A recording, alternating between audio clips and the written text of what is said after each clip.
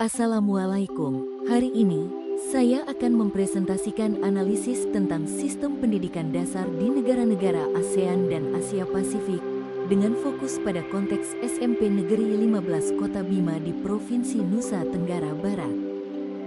Berdasarkan pemahaman saya, sistem pendidikan dasar di ASEAN dan Asia Pasifik memiliki persamaan prinsip dasar, meskipun implementasinya berbeda.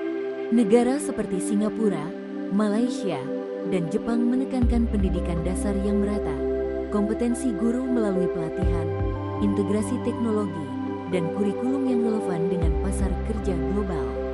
Di Indonesia, khususnya di SMP Negeri 15 Kota Bima, kita sudah mengadopsi kurikulum merdeka yang mendorong kreativitas dan project-based learning.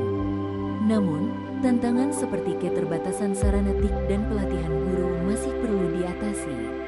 Intinya, penguatan pendidikan bukan hanya kurikulum, tapi juga komitmen terhadap mutu guru dan budaya belajar yang adaptif.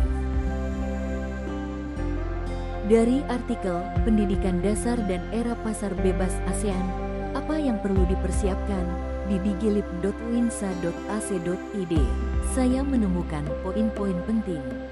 Era pasar bebas ASEAN atau MEA menuntut sumber daya manusia yang kompetitif dan inovatif. Pendidikan dasar harus membentuk kompetensi global seperti berpikir kritis dan kolaborasi. Kita perlu pemerataan akses, pelatihan guru, dan penguatan literasi sains. Negara ASEAN juga harus bekerja sama untuk standarisasi kurikulum dan pertukaran guru. Intinya, pendidikan dasar yang berkualitas adalah investasi strategis menghadapi persaingan global. Video YouTube dari tayangan pengayaan sesi 8 memperlihatkan perbandingan sistem pendidikan dasar di ASEAN dan Asia Pasifik. Video ini menekankan kompetensi abad 21 seperti berpikir kritis, kreativitas, komunikasi, dan kolaborasi.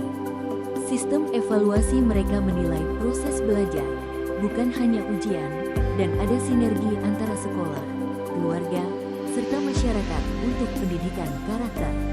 Ini selaras dengan materi modul 6 BMP, Studi Komparatif Pendidikan Dasar di berbagai negara, yang menyatakan setiap sistem memiliki identitas budaya tapi bisa saling belajar.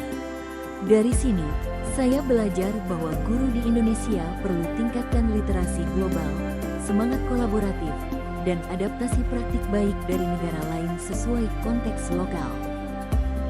Sebagai penutup, mempelajari sistem pendidikan negara lain bukan hanya untuk membandingkan, tapi juga mendapatkan inspirasi memperbaiki sistem nasional.